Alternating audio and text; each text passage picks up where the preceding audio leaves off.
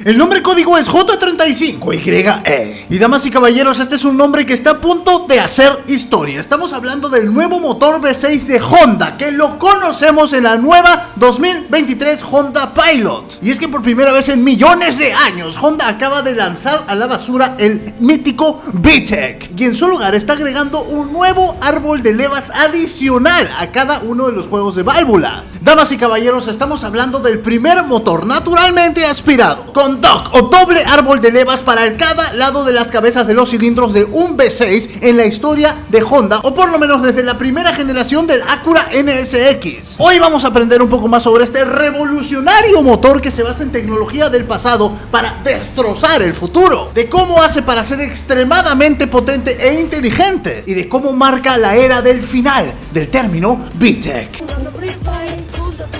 Y te rematé.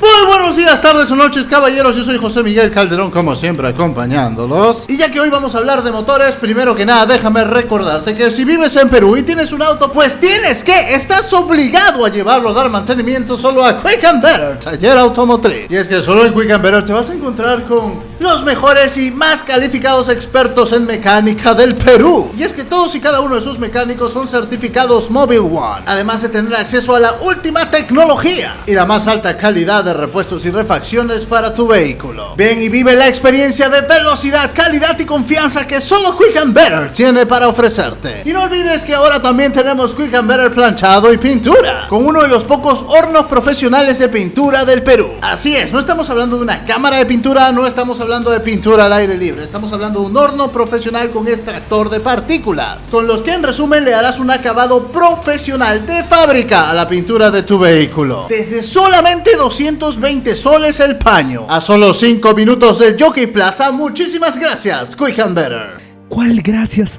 Encuérate, mierda. Y ahora sí vamos a sumergirnos en el tema de hoy, princesas. Entonces, este V6 es la misma fórmula aburrida de un magnánimo ratio de conversión que teníamos en la previa generación. Y el diámetro de los cilindros es el mismo, el desplazamiento de los cilindros es el mismo, la distancia que recorren los pistones es la misma, así como el ratio de conversión también es el mismo. Pero es aparentemente lo mismo. Aquí viene lo interesante, y es que hablemos de lo que Honda ha dejado atrás. En lugar del icónico sistema de Variable Valve Timing and Leaf Electronic Control o válvulas de tiempo variable conocido como, explícate, no entiendo, Beta Kicking in Yo, tiene un sistema de doble árbol de levas por cada lado del motor en B. Ingeniería heredado del TLX Type S recientemente presentado. Recordemos que Type S es sinónimo de Type R para Acura en lo que es Honda. Pero espera. Antes de continuar tienes que entender lo que es VTEC, ¿no es así? Y es que muchísima gente es muy entusiasta alrededor de VTEC, ¿no? Sobre todo aquellos que son amantes de los Hondas, pero muchos ni siquiera entienden cómo funciona. No entiendo nada. VTEC es un tipo de Variable Valve Timing,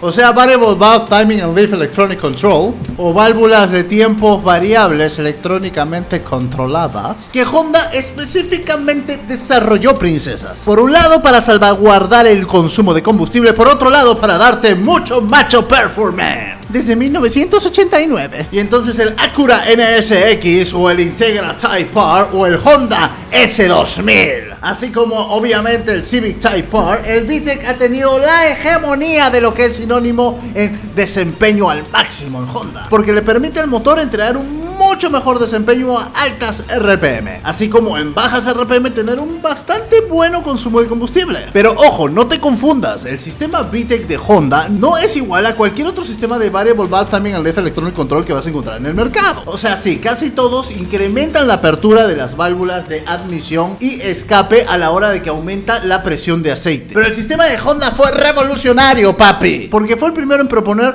dos niveles de apertura de válvulas en un solo árbol de levas. Primero tenemos un juego de coditos que van en el árbol de levas y van a abrir y cerrar las válvulas. Estos son más cortos que el codito que vamos a encontrarnos en el medio, que va entre las dos válvulas. Mientras estamos a bajas RPM, se utilizan los dos coditos laterales que abren un poquito las válvulas, permitiendo un poquito de ingreso de aire a la cámara de combustión, lo que le dice a la computadora que necesita un poquito de combustible para generar un poquito de potencia y así hacer moverse al auto del punto A al punto B utilizando poquito combustible. Pero mientras suben la las RPM también sube la presión de aceite y queda bloqueada la función de nuestros coditos laterales. Esto le abre las puertas a nuestro codito grande central y él solito, siendo más grande, va a abrir y cerrar las válvulas por sí solo, pero las va a abrir por más tiempo y más profundamente, como le canta a tu hermana. En pocas palabras, chavales, entra mucho más aire, lo que quiere decir que la computadora dice que vaya más combustible y que taplón tenemos mucha más potencia, macho. Y es por eso que escuchas ese icónico sonido del VTEC entrando, que los gringos les gusta llamar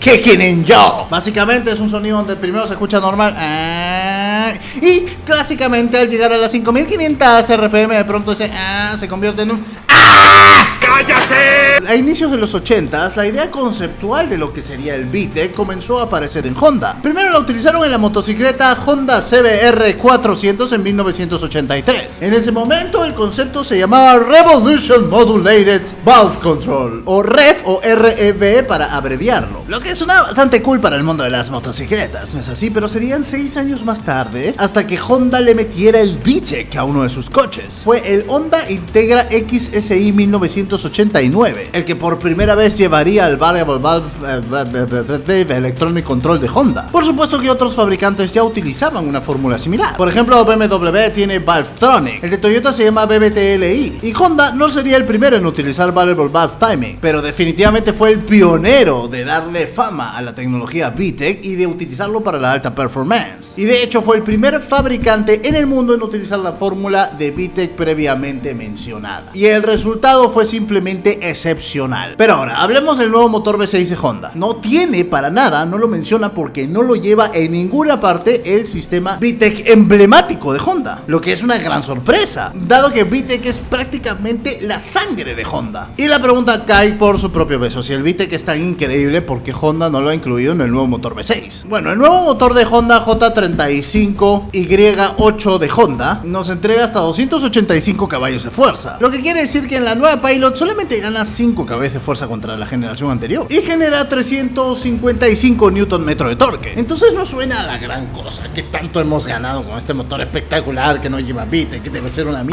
Debería tener VTEC. Pero ¿qué tal si hablamos de emisiones? Damas y caballeros, es por eso que Honda le dice adiós al VTEC con este motor. Vamos a echarle la culpa nuevamente a las emisiones y regulaciones. El nuevo motor es significativamente más limpio, entre comillas, que los anteriores. Estamos hablando de una reducción de entre 40 y 50% de emisiones de gases nocivos hacia el medio ambiente. Parte de esta eficiencia viene con el sistema mejorado de inyección directa de este motor, lo que quiere decir entrega de combustible mucho más precisa que antes. En la cima de todo esto, damas y caballeros, este motor tiene la capacidad de darte 3 sprays, 3 inyectadas de combustible por ciclo de combustión, y en este proceso va a utilizar inyectores muchísimo más pequeños. Y dado que ya no hay VTEC, los nuevos árboles de levas junto con la computadora extremadamente bien diseñada del vehículo pueden ajustar mucho mejor la cantidad de combustible necesaria para dicho ciclo de combustión. Pero ahora hay que decirlo, la gran mayoría de fanáticos de Honda están muy decepcionados de que no tenga VTEC este motor, y se asegura que no tiene la performance que tenía la generación anterior de este motor. Pero aquí está el tema, damas y caballeros, y por eso este motor está tan brutalmente bueno. Hay que ver más allá de lo que tenemos enfrente del rostro. Lo que está logrando este motor para Honda, damas y caballeros, es acortar la brecha de emisiones con los vehículos eléctricos, con un motor a combustión interna, ni siquiera un 4 cilindros, un V6. Damas y caballeros, en silencio, Honda ha sido otro de los grandes luchadores contra la electrificación. Y lanzando este nuevo motor le están diciendo al mundo: hey, miren lo que acabamos de lograr. Hemos reducido en 50% las emisiones de nuestro motor a combustión interna V6 de 3.5 litros y casi 300 caballos de fuerza. ¿A quién carajo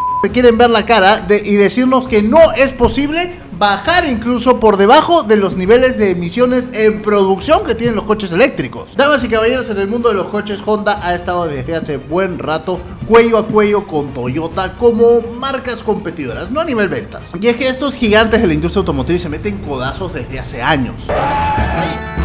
Definitivamente, si me lo preguntan, la competencia en la industria automotriz es algo bueno. Esto mueve a los fabricantes a constantemente mejorar sus productos para ser más atractivos para los consumidores. Toman riesgos, la cagan, lo mejoran, innovan, etcétera, etcétera. Damas y caballeros, para muchos expertos, la rivalidad entre Honda y Toyota es una de las más calientes de la industria. Y cada una de estas compañías ha influenciado la industria automotriz por décadas. Y tienen diferencias claves entre cada una de estas. Por ejemplo, si tomamos atención al Honda promedio, vas a encontrarte que se enfocan muchísimo en la velocidad y en la maniobrabilidad. Mientras tanto, Toyota se va a enfocar mucho más en el rendimiento y la confiabilidad. Y a pesar de sus diferencias, cada uno de estos fabricantes ha generado algunos de los motores más legendarios de la industria. Y es que Toyota va a ser conocido por algunos pequeños motores de 3 cilindros, pasando por un V10 de Lexus brutalísimo con un sonido increíble, que ronronea como Tom Jones en sus mejores tiempos, pasando por un motor legendario de 6 cilindros en línea. Mientras tanto, Honda, por otro lado, es esencialmente famoso por motores VTEC de 4 cilindros, un tipo de motor que ha estado alrededor del mundo automotriz desde los últimos 30 años. Y de hecho, si me lo preguntas, para mí hay 5 motores VTEC que son definitivamente la crème de la crème, la piedad de Honda en cuanto a aportes a la industria automotriz. Y definitivamente todo comienza con el Honda Integra 1989